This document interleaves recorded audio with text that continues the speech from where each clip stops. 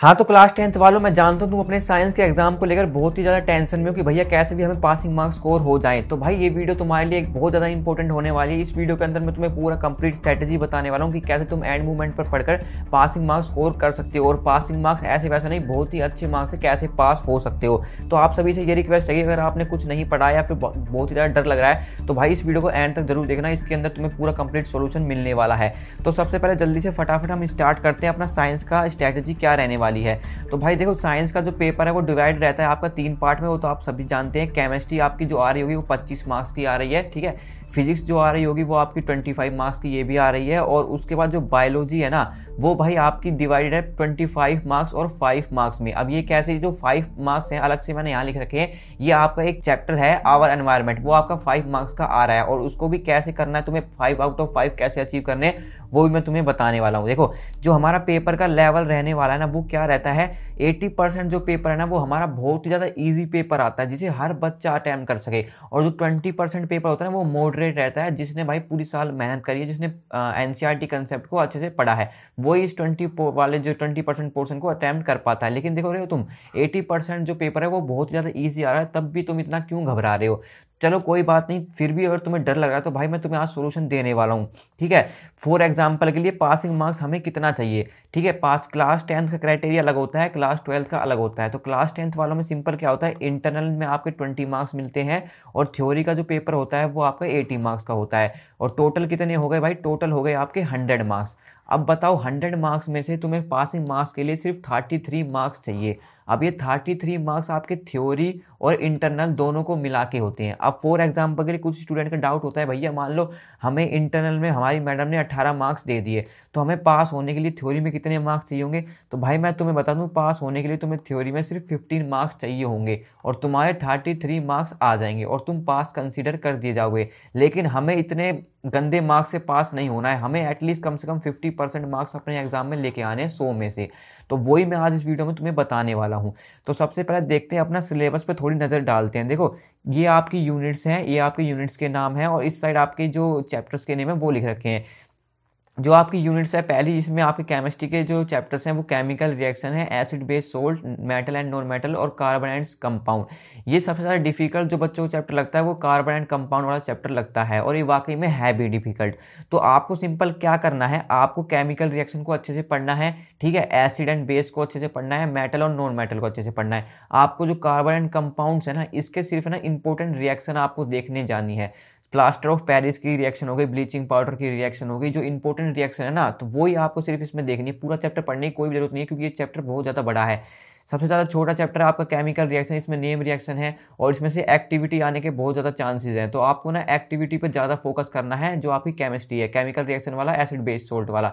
ये जो 2 चैप्टर हैं, इनमें से एक्टिविटी 100% आपको 10 से 12 मार्क्स की आपकी एक्टिविटी ही आ रही होगी। अगर तुम एक ऐसे स्टूडेंट हो जिसको भाई थ्योरी चैप्टर्स को अच्छे से याद हो जाते हैं जल्दी से, ठीक है, तुम्हारी याद करने की पावर अच्छी खासी है, तो तुम है ना बायोलॉजी के थोड़े ज़्यादा चैप्टर्स कवर कर लेना, ठीक है। अब जरूरी नहीं कि तुम है ना लैंड मूवमेंट पर सारा सिलेबस कंप्लीट करने की सोचो, तो ये गलती बिल्कुल भी मत करना। जितना तुम्हें करना है उतना ही तुम्हें करना, मतलब पासिंग मार्क्स के लिए इतना तुम्हें 50 मार्क्स के लिए जितना तुम्हें पढ़ना है ना, वो मैं तुम्हें बताने वाला हूँ। अगर तुमने एंड मूवमेंट पर कुछ भी नहीं पढ़ा है, बस पासिंग होकर सोच रहे हो। वर्ल्ड ऑफ लिविंग में जाओ तो बायोलॉजी चैप्टर आपको लाइफ प्रोसेस को अच्छे से पढ़ना है, ठीक है। ये थ्योरेटिकल सारे बायोलॉजी तो भाई तुम्हारी पूरी थ्योरेटिकल है और इसमें इंपॉर्टेंट डायग्राम है। तो आपको ना रिप्रोडक्शन वाले चैप्टर को तो बिल्कुल भी नहीं छोड़ना है। इसमें जो फीमेल रिप्रोडक्टिव सिस्टम है वहां से आपको सवाल देखने का मिलेगा, और आपका ह्यूमन रिप्रोडक्टिव सिस्टम जो होता है मेल का, मेल और फीमेल में से कोई सा भी एक का डायग्राम आपको जरूर बनाने को पूछ सकता है। आपका जो पेपर है ना भाई, कम से कम 50% तो आपका थ्योरी रहती है, ठीक है। तो आप इजीली आपने 50% मार्क्स स्कोर कर ही लोगे।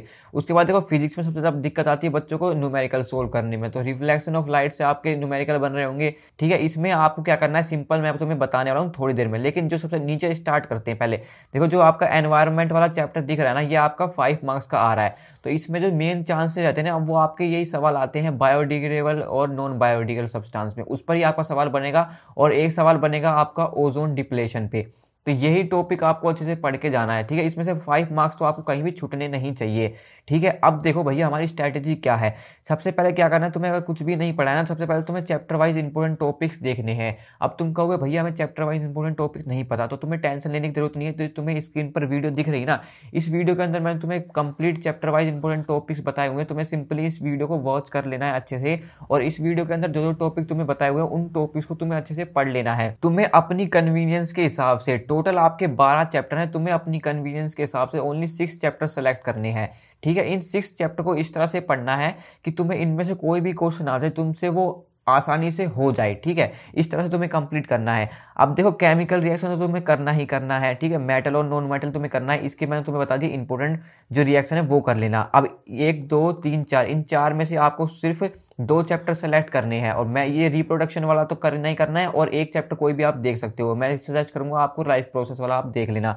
उसके बाद देखो फिजिक्स में आपका देखो ये इतना आसान चैप्टर नहीं रहने वाला, फिजिक्स एक बहुत ज़्यादा लेंथी चैप्टर है। तो इसमें तो आपको क्या करना है, फॉर्मूला शीट एक बनानी पड़ेगी, सिंपल फॉर्मूला तो आप याद रख लेना, ताकि फॉर्मूला बेस्ड क्वेश्चन आप डायरेक्ट कर पाओ, ठीक है। तो आपको पूरा कंसेप्ट अगर समझ में नहीं आ रहा तो भाई सिंपल इसके फॉर्मूला जरूर पढ़ के ही जाना, ठीक है, फिजिक्स में खासकर। अब इसमें देखो चैप्टर वाइज तुमने इंपॉर्टेंट टॉपिक्स देख लिए इस वीडियो के माध्यम से। उसके बाद लास्ट 5 ईयर के तुम्हें पीवाईक्यू सोल्व करने हैं, और उन्हीं चैप्टर्स के पीवाईक्यू सोल्व करने हैं जिन चैप्टर्स को तुम कंप्लीट कर रहे हो, यूं नहीं। अब भाई चैप्टर्स को कैसे कंप्लीट करना है, तुम्हें सिंपल वन शॉट के थ्रू अपने चैप्टर्स को कंप्लीट कर लेना है, ठीक है। पूरा चैप्टर कंप्लीट करने की मत सोचना, जो इंपॉर्टेंट टॉपिक्स हैं अब तुम्हें लेक्चर में सारे टॉपिक्स पढ़ाए जाएंगे, तुम्हें सिर्फ इंपॉर्टेंट टॉपिक्स पर ही फोकस करना है। स्किप कर करके वीडियो को देख लेना और 2x पे स्पीड बढ़ाकर देख लेना, क्योंकि टाइम हमारे पास बहुत कम है। और लास्ट 5 ईयर के तुम्हें पीवाईक्यू देखने ही देखने हैं, सिंपल लास्ट 5 ईयर के सोल्ड पीवाईक्यू देख लेना। सोल्व करने का तुम्हारे पास टाइम नहीं है, तुम्हारे पास बस सोल्ड हो, कि ताकि तुम उसमें से आइडिया ले सको भाई किस तरह से आंसर को रिप्रेजेंट करना है। क्योंकि यार क्लास 10 में बहुत ज़्यादा मैटर करता है। अगर तुम्हें बहुत कम नॉलेज है ना सिलेबस की या फिर चैप्टर्स की, तो अगर तुमने रिप्रेजेंट अच्छे से करा है तब भी तुम्हारा एग्जामिनर बहुत अच्छे मार्क्स से तुम्हें पास कर देगा। उसके बाद हम बात करते हैं एनसीईआरटी एग्जाम्पल। तुम्हें स्किप बिल्कुल भी नहीं करने, जो इंटेक्स क्वेश्चन है, ठीक है, एनसीईआरटी है, वो बिल्कुल भी स्किप नहीं करने, उनको जरूर देख के जाना है। और न्यूमेरिकल के लिए मैंने तुम्हें बताया फॉर्मूला शीट तुम्हें बनानी है। अगर तुम फॉर्मूला शीट बनाने का तुम्हारे पास टाइम नहीं है, तो एक तुम्हें ना वन शॉट वीडियो लगा लेना कंप्लीट फॉर्मूला रिवीजन की। उस वीडियो के थ्रू तुम्हारा पूरा फॉर्मूला रिवाइज हो रहा होगा, और जल्दी से फटाफट उस फॉर्मूले को तुम अपने नोटबुक में नोट डाउन करने रहना। और उसके बाद जो लास्ट काम रहेगा वो हमारा रहेगा सोल्ड सैंपल क्वेश्चन पेपर तुम्हें देख के जाना है तुम्हारे, क्योंकि कॉम्पिटेंसी बेस्ड क्वेश्चन आएंगे, ठीक है, केस बेस्ड क्वेश्चन आने वाले हैं तुम्हारे, और थ्योरेटिकल क्वेश्चन आने वाले हैं। तो तुम्हें ना सैंपल पेपर को, सोल्ड जो सैंपल पेपर है उसको देख के जाना है। अब जो मैं बातें तुम्हें इस वीडियो में बता रहा हूँ ना, वो मोस्ट इंपोर्टेंट कंटेंट जो तुम्हें लास्ट मूवमेंट पर काम आ रहा होगा, वो सब कुछ मैं तुम्हें डिस्क्रिप्शन में प्रोवाइड कर दूंगा। तुम्हें ज़्यादा भटकने की कोई भी जरूरत नहीं है भाई, क्योंकि साइंस के एग्जाम में पास होना बहुत ही आसान है, और 10th में तो इवन हर एक सब्जेक्ट में पास होना बहुत ही आसान है, क्योंकि थ्योरी और प्रैक्टिकल के मिला के तुम्हारे में पास हुआ जाता है। लेकिन क्लास 12 में बिल्कुल अपोजिट होता है, थ्योरी में अलग पास होना और प्रैक्टिकल में अलग पास होना। तो आई होप तुम्हें ये वीडियो हेल्पफुल लगी होगी, और मैं आपसे रिक्वेस्ट करूंगा कि भाई अपने दोस्तों में इस वीडियो को शेयर कर देना, ताकि उनकी भी थोड़ी टेंशन कम हो जाए और वो भी अपने साइंस के एग्जाम में अच्छा मार्क्स स्कोर कर पाएं। तो see you in the next video, तब तक के लिए गुड बाय।